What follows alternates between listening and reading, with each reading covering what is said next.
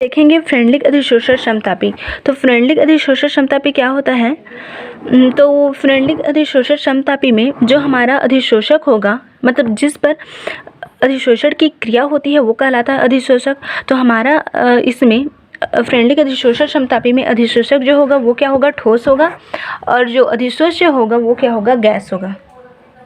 तो अब यहाँ पे देखो, स्थिर ताप पर, ताप क्या है? स्थिर है। स्थिर ताप पर अधिशोषक द्वारा अधिशोषित गैस की मात्रा, स्थिर ताप पर किसी अधिशोषक द्वारा अधिशोषित गैस की मात्रा और गैस के दाब के साथ परिवर्तन को, किसी अधिशोषक द्वारा अधिशोषित गैस की मात्रा एवं इस गैस के दाब के साथ होने वाले परिवर्तन को एक वक्र के माध्यम से हम लोग व्यक्त करते हैं, जिसे अधिशोषण समतापी कहते हैं।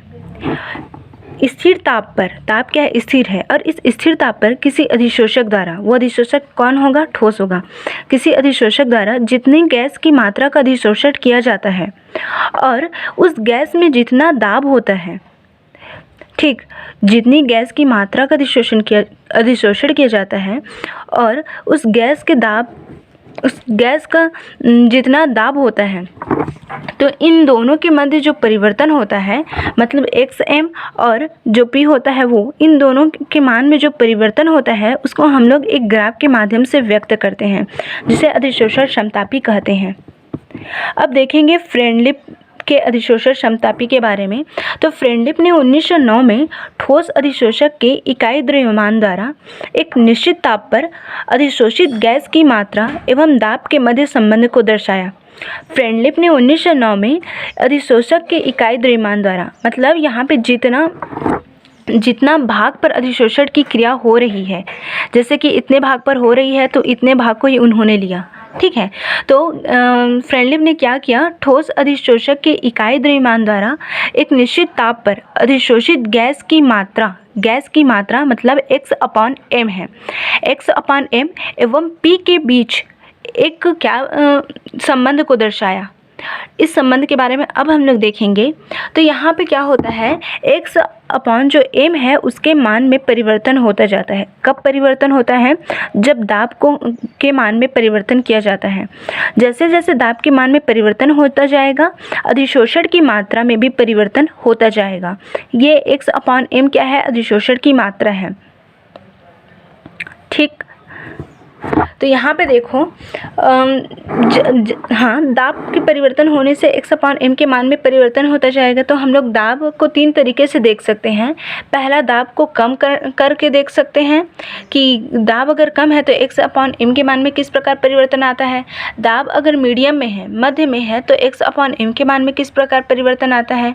दाब अगर उच्च है तो X/m के मान में किस प्रकार परिवर्तन आता है। इस तरह से हम लोग इसके बारे में देखेंगे। अगर दाब क्या है? कम है। निम्न दाब पर क्या हो जाएगा? निम्न दाब पर अधिशोषण की मात्रा को हम लोग X/m से डिनोट करेंगे, ठीक है। निम्न दाब पर अधिशोषण की मात्रा गैस के दाब के समानुपाती होती है। ये है X/m जो होगा, गैस का जो दाब है, मतलब जो P है, उसके समानुपाती होगा। तो यहाँ पे देखो, ये समानुपाती का चिन्ह हटाएंगे तो यहाँ पे एक कांस्टेंट लगेगा, मतलब एक नियतांक लगेगा। तो यहाँ पे एक कांस्टेंट आ गया जिसे हम लोग माने हैं K, ठीक है। तो X/m बराबर क्या आ गया? K × P, ठीक है। तो निम्न दाब पर जो ग्राफ होगा वो कैसा होगा? सरल होगा, सीधी रेखा में होगा, ठीक। निम्न दाब पर जो ग्राफ होता है सीधी रेखा में होता है। निम्न दाब पर अधिशोषण की मात्रा मतलब X/m अधिशोषण की मात्रा से आशय है अधिशोषण की मात्रा से आशय ये है कि यहाँ पे जितना अधिशोषक है, जितनी सतह पर अधिशोषण की क्रिया हो रही है, मान लेते हैं इतने पर हो रही है, तो यहाँ पे इतने अधिशोषक द्वारा कितनी गैस के मॉलिक्यूल्स का या फिर गैस की कितनी मात्रा का अधिशोषण किया जा रहा है, उससे है। X/m से आशय यहाँ पे अधिशोषण की जितनी सतह है, जितनी भी सतह हो, उस सतह के द्वारा कितना अधिशोषण किया जा रहा है, कितनी गैस की मात्रा का अधिशोषण हो रहा है, इसका आकलन क्या कहलाएगा? हमारा X/m, ठीक है। तो यहाँ पे उसी को बताया जा रहा है। अधिशोषण की मात्रा X/m जो होता है गैस के दाब के समानुपाती होती है। कब होता है? जब दाब क्या है? कम है। जैसे जैसे दाब बढ़ेगा वैसे वैसे अधिशोषण की मात्रा भी क्या होगी? बढ़ेगी, मतलब जैसे जैसे शुरुआत में हम लोग दाब, मतलब यहाँ पे देखो शुरुआत में क्या है, दाब क्या है, कम है। तो दाब के कम होने पर क्या होता है, जितना दाब होगा उतना x/m का मान होगा, मतलब इसके क्या हो जाएगा, इक्वल होगा। तो ग्राफ कैसे बनेगा, सीधा बनेगा, सरल रेखा में बनेगा। अब देखते हैं उच्च दाब पर क्या होता है। उच्च दाब पर क्या होता है, उच्च दाब पर अधिशोषण की मात्रा गैस के दाब से स्वतंत्र होती है। अगर दाब को बढ़ा देंगे तो ऐसा नहीं है कि जितना दाब बढ़ेगा उतना अधिशोषण की मात्रा भी बढ़ेगी। अगर दाब को हम लोग बढ़ा रहे हैं तो पी क्या हो जाएगा, स्वतंत्र हो जाएगा, मतलब अधिशोषण की मात्रा जो है पी पर निर्भर नहीं करेगी। जैसे कि यहाँ पे देखो, उच्च दाब पर अधिशोषण की मात्रा मतलब x/m दाब से क्या होती है, स्वतंत्र हो जाती है। ये हमारा है P, उच्च दाब है इसलिए यहाँ पे P0 हमने ले लिया है, ठीक है। तो x/m अनुक्रमण समानुपाती है P के। तो अगर इस समानुपाती का चिन्ह हम लोग हटाएंगे तो x/m आ जाएगा और यहाँ पे बराबर होकर के एक कांस्टेंट आकर के जुड़ जाएगा। तो अब यहाँ पे देखो P0 बराबर होता है 1, तो हमने क्या लिखा है, P0 के मान में 1 लिखा है। और यहाँ पे आ गया है x/m बराबर k। इसका मान ये है कि x/m जो है दाब पर निर्भर नहीं कर रहा है। यहाँ पे अगर p होता तो हम लोग ये बोलते कि x/m है वो किस पर निर्भर कर रहा है, दाब पर निर्भर कर रहा है। ये तो एक कांस्टेंट है, नियतांक है, नियत रहे वो। x/m जो है दाब पर निर्भर नहीं करता है। कब, जब दाब कैसा है, उच्च है। इसका मतलब ये है कि जब दाब जो है हायर है तो अधिशोषण की मात्रा जो है दाब पर निर्भर नहीं करेगी, वो क्या हो जाएगी, एक नियत हो जाएगी, एक निश्चित हो जाएगी। जैसे कि उच्च दाब पर अधिशोषण की मात्रा दाब पर निर्भर नहीं करती है। उच्च दाब पर ग्राफ क्या हो जाता है, निश्चित होता है। जैसा यहाँ पे पहले है वैसे ही वो निश्चित हो जाएगा, ना तो बढ़ेगा ना तो घटेगा, वो एक नियत ग्राफ में बनाएगा उच्च दाब पर। अब देखते हैं माध्यमिक दाब पर क्या हो जाएगा। अगर दाब क्या है, मीडियम में है, ना तो हायर है ना ही तो लोअर है, तब क्या हो जाएगा, माध्यमिक दाब पर अधिशोषण की मात्रा गैस के दाब P1/2 के समानुपाती होती है, जहाँ 1/n का मान 0 से 1 के मध्य होता है। माध्यमिक दाब पर अधिशोषण की मात्रा गैस की दाब P के 1/n के समानुपाती होती है, और P के 1/n के समानुपाती होती है, जहाँ 1/n का मान 0 से 1 के मध्य होता है। अगर दाब क्या है, बीच में है, मध्यम में है, तो x/m जो होगा p का घात 1/n के क्या होगा, समानुपाती होगा। अगर यहाँ पे समानुपाती का चिन्ह हटाएंगे तो एक कांस्टेंट आएगा हमारा k, ठीक। अब यहाँ पे बोला गया है कि x/m जो है k और p का घात 1/n के क्या है, बराबर है। तो यहाँ पे जो मिला है हमें उसमें क्या करेंगे, हम लॉग लगाएंगे। यहाँ पे हमें ये पता है p क्या है, प्रेशर है, k क्या है, कांस्टेंट मतलब नियतांक है, और n क्या है, यहाँ पे एक नियतांक है, k नियतांक है और n नियतांक है, ठीक है। अगर यहाँ पे लॉग लेंगे तो लॉग x/m हो जाएगा, और लॉग क्या हो जाएगा, इन दोनों के मान को लॉग में लेंगे तब क्या हो जाएगा, लॉग k इंटू p का घात 1/n हो जाएगा, ठीक। तो लघुगणक के नियम से अगर लघुगणक का नियम लगाएंगे तो क्या हो जाएगा, log x/m आ जाएगा, और log x/m आ जाएगा। और यहाँ पे क्या होता है, लघुगणक के नियम से जो इनटू में है, मतलब जो गुणित में है वो प्लस में आ जाएगा। जैसे कि यहाँ पे गुणित में है तो वो प्लस में आ जाएगा, यहाँ पे नहीं, क्योंकि इसको हमें लॉग में लेना है। इसको लॉग में लेंगे तो यहाँ पे तो प्लस माइनस का चिन्ह नहीं होता, यहाँ पे क्या हो जाएगा, जो गुणित में है वो प्लस में आएगा। अगर लॉग के ले रहे हैं तो लॉग के आ जाएगा, यहाँ पे गुणित है तो प्लस आ गया, और लॉग यहाँ पे जो घात में है वो यहाँ पे सामने में आ जाता है। जैसे कि लॉग p का घात 1/n, उसके बाद ये, ठीक, जो घात में है वो सामने में आ जाएगा। लघुगणक के नियम से ऐसा होता है, ठीक। ये समझ में आ गया होगा। तो माध्यमिक दाब रहेगा तब उसमें स्लोप कैसा होगा, मतलब ग्राफ कैसा बनेगा। माध्यमिक दाब पर जो ग्राफ रहेगा वो स्लोप में बढ़ेगा, मतलब ढाल में बनेगा।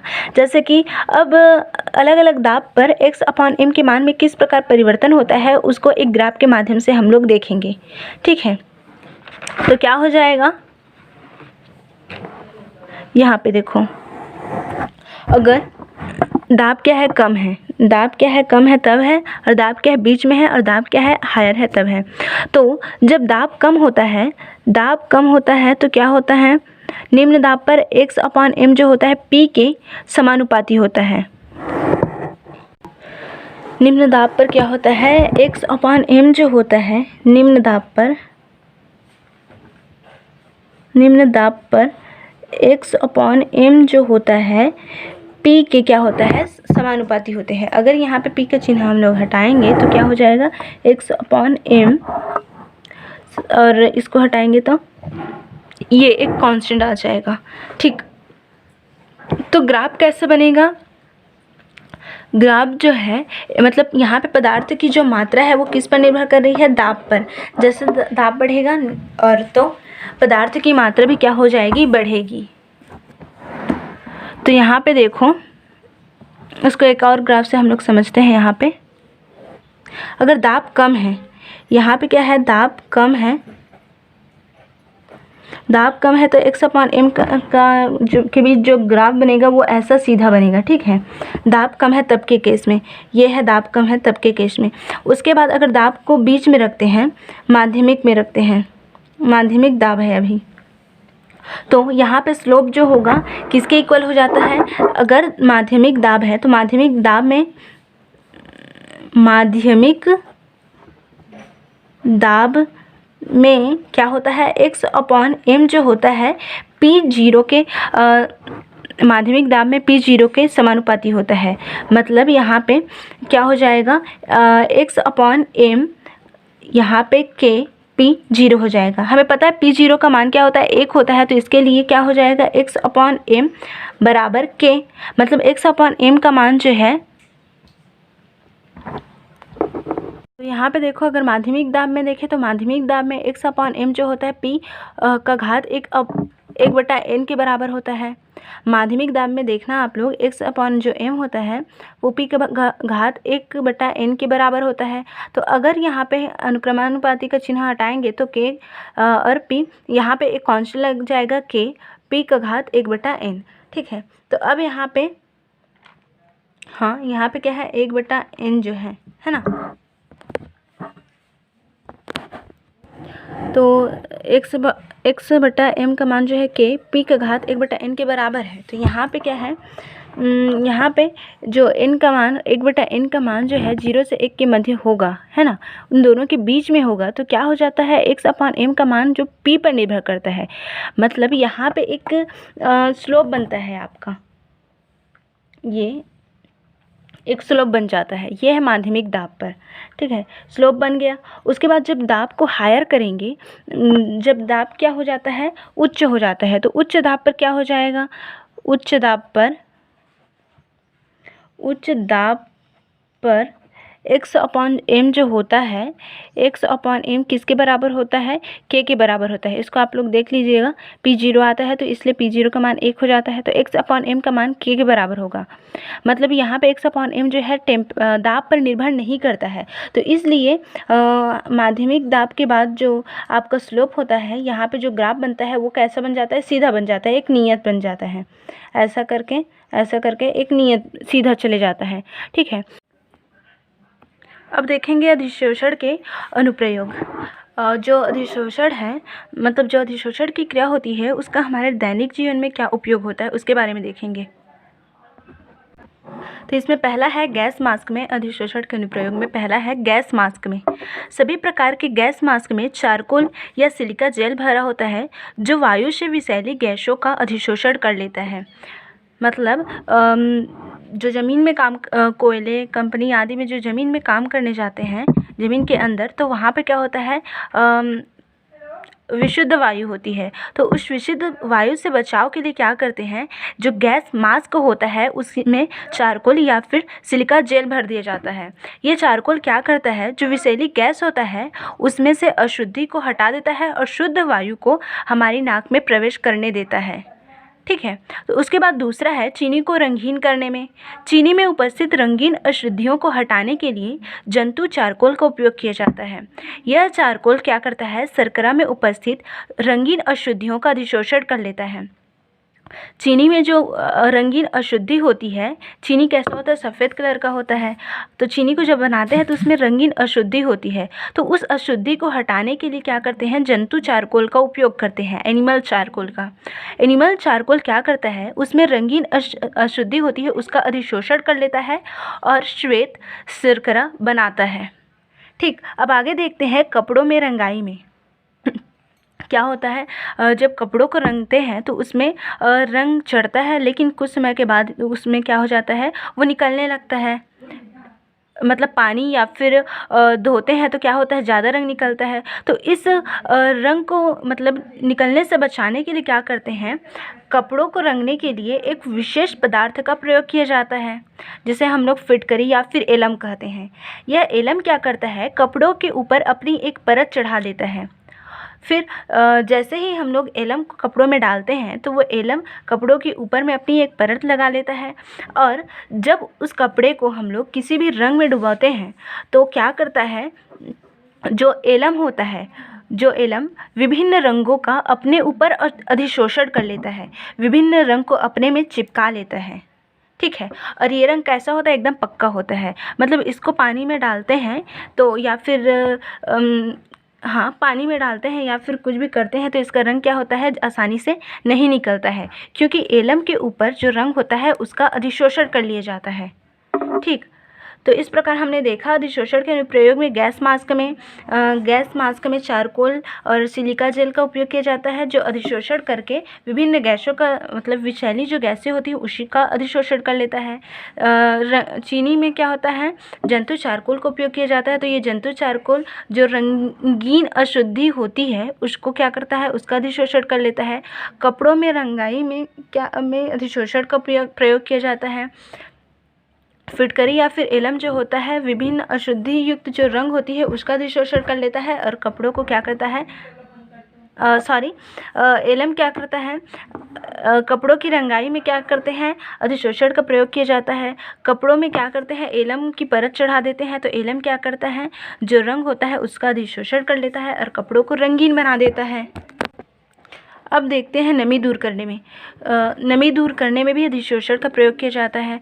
कुछ पदार्थ क्या होते हैं, नमी की उपस्थिति में खराब हो जाते हैं, जैसे कि चमड़े या फिर इलेक्ट्रॉनिक उपकरण।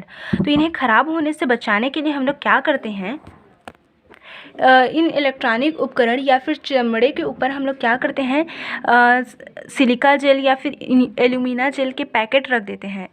इन जेलों के पैकेट को रख देते हैं जो जल वाष्प या फिर नमी का अधिशोषण कर लेते हैं और इनको ख़राब होने से बचाते हैं। ये सिलिका जेल सिलिकॉन का बना होता है, एल्यूमिना जेल एल्यूमिनियम का बना होता है। ठीक है, कुछ उपकरण जैसे कि इलेक्ट्रॉनिक उपकरण या फिर चमड़े की जो वस्तु होती है वे नमी की उपस्थिति में बरसात के दिनों में ख़राब होने लगती है। तो इन्हें ख़राब होने से बचाने के लिए सिलिका जेल एल्यूमिना जेल का जो पैकेट होता है उसके ऊपर में रख देते हैं।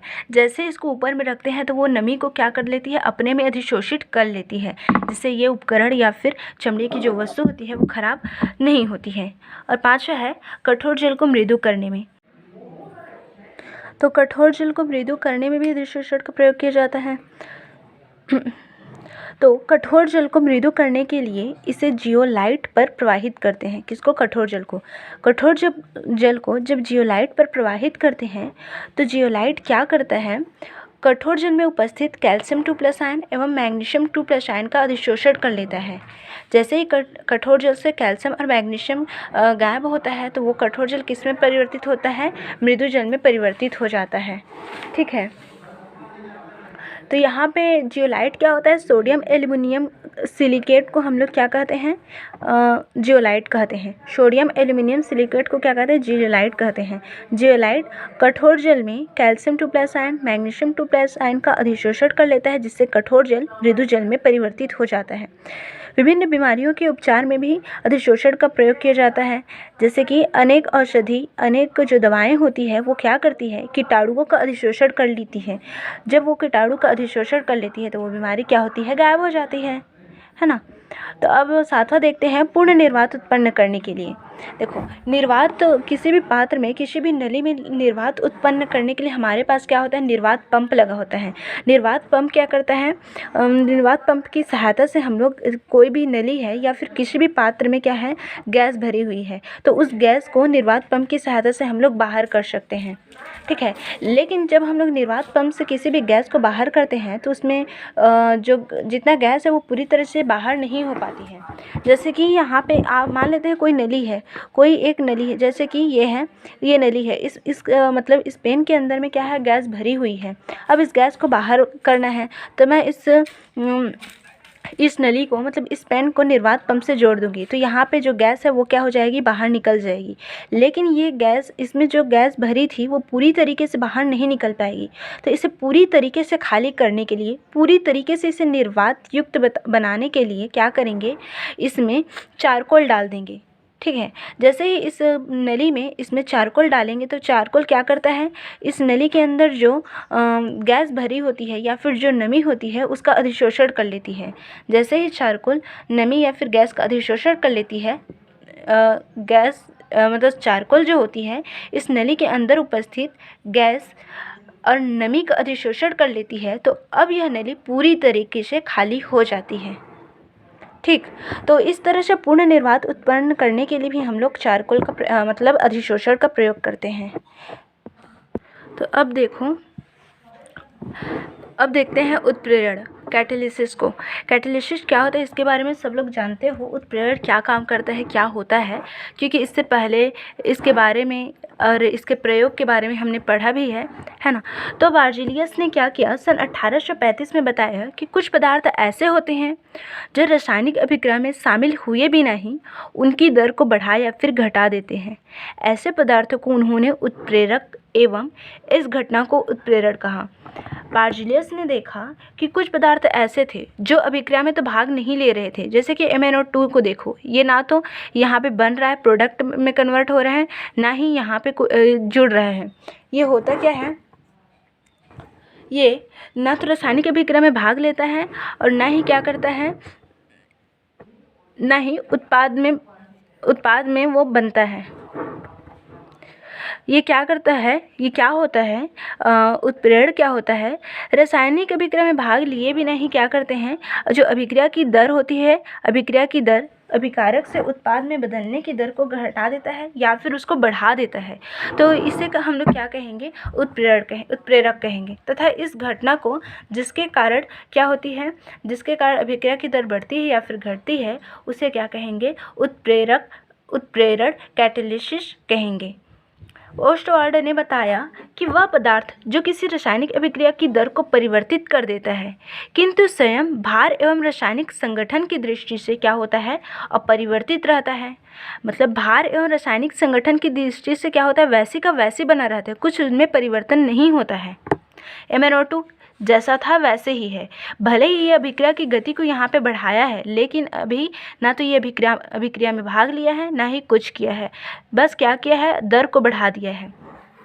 ठीक है, तो इसमें ना तो कोई परिवर्तन होता है ना ही कुछ होता है।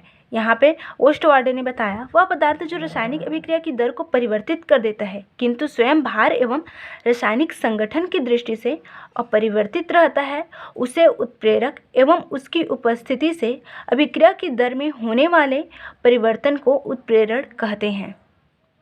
ठीक, तो उत्प्रेरक क्या होता है, उत्प्रेरक वो पदार्थ होता है जो रासायनिक अभिक्रिया में भाग लेता है, ना ही प्रोडक्ट में भाग लेता है, बल्कि वो क्या करता है, अभिक्रिया की दर को बढ़ाता है या फिर घटाता है तथा स्वयं उसके भार में तथा उसके द्रव्यमान में किसी भी तरह का कोई परिवर्तन नहीं होता है।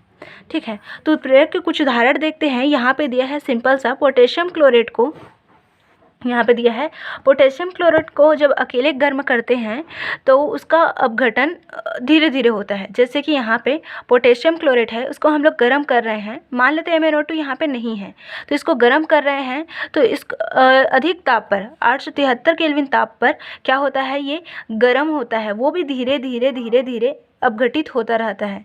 पोटेशियम क्लोराइड को जब हम लोग गर्म करते हैं तो यह अधिक हायर ताप पर भी बहुत धीरे धीरे अपघटित होता है, बहुत धीरे धीरे KCl और ऑक्सीजन में टूटता है।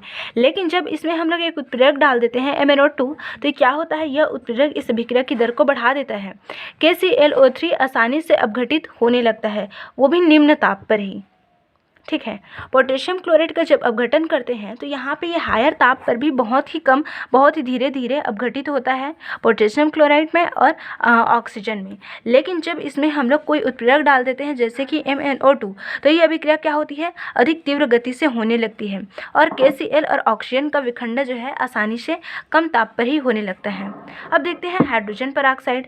हाइड्रोजन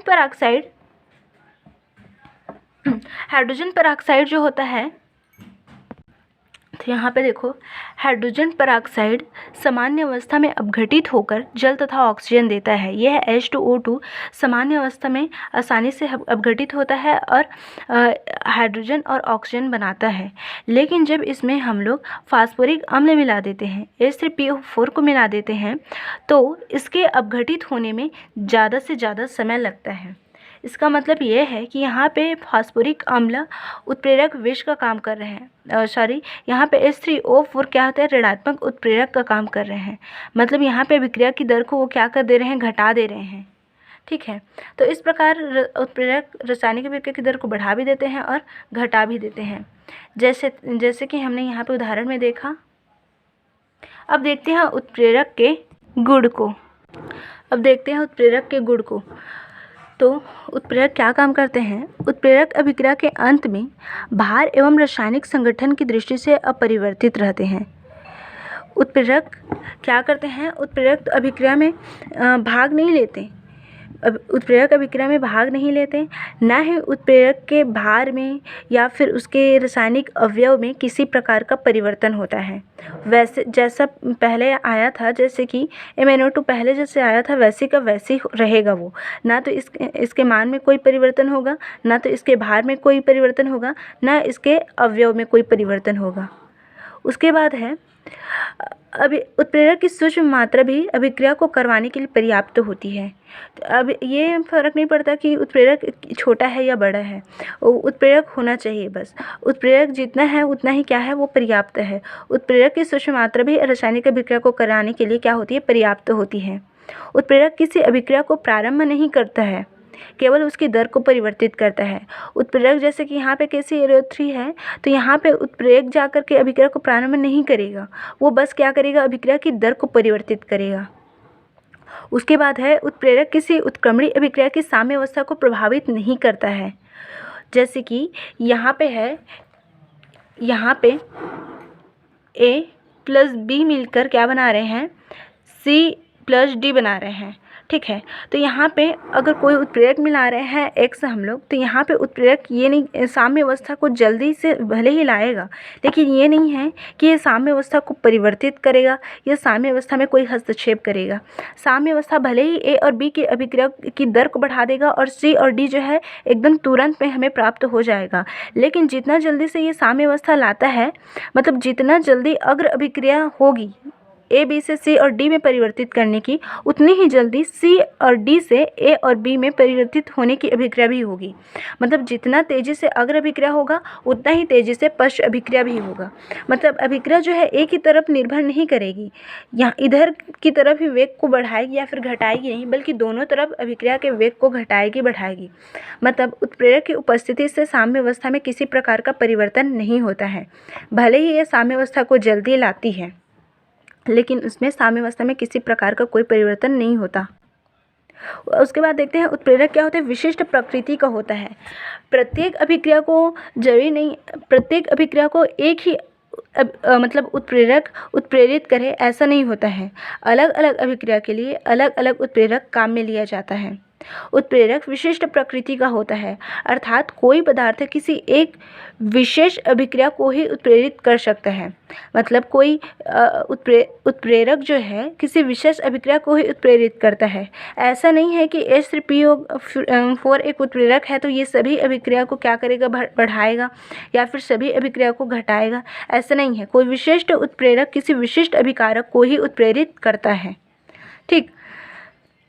MnO2 केवल KClO3 के अपघटन को ही उत्प्रेरित करता है, KNO3 के अपघटन को नहीं। कोई विशिष्ट उत्प्रेरक किसी विशिष्ट अभिकारक को ही उत्प्रेरित करता है।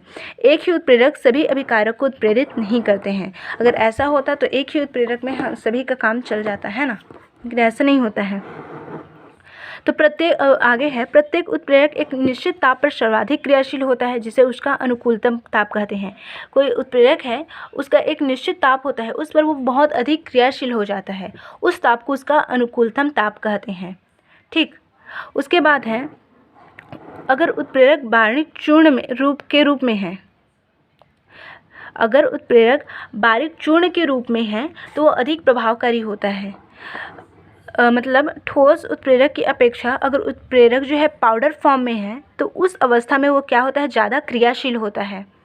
ठीक है, अगर उत्प्रेरक आपका पाउडर फॉर्म में है तो उस अवस्था में वह ज़्यादा क्या होता है, उत्प्रेरित करता है, अभिक्रिया की दर को ज़्यादा उत्प्रेरित करता है। क्यों? क्योंकि इस अवस्था में पाउडर फॉर्म में उसका सरफेस एरिया, पृष्ठ क्षेत्रफल, उसका सरफेस एरिया क्या हो जाता है, बड़ा होता है। ठोस में क्या होता है, निश्चित है, इतना रहेगा तो इतना रहेगा। अगर इसको मैं पाउडर बना देती हूँ तो इसका सरफेस एरिया क्या हो जाएगा, बढ़ जाएगा। सरफेस एरिया बढ़ जाएगा तो उसमें सक्रिय केंद्र, एक्टिवेटेड जो सेंटर्स होते हैं उनकी संख्या भी क्या हो जाएगी, बढ़ने लगेगी। तो इस प्रकार ये क्या होंगे, ये अधिक मात्रा में अभिकारक से जाकर जुड़ने लगेंगे या फिर अभिकारक से जाकर बंध बनाएंगे। ठीक है, तो इस कारण अगर उत्प्रेरक जो है पाउडर फॉर्म में है तो उस पाउडर फॉर्म में है तो वो ज़्यादा क्या होगा, क्रियाशील होगा। ठीक,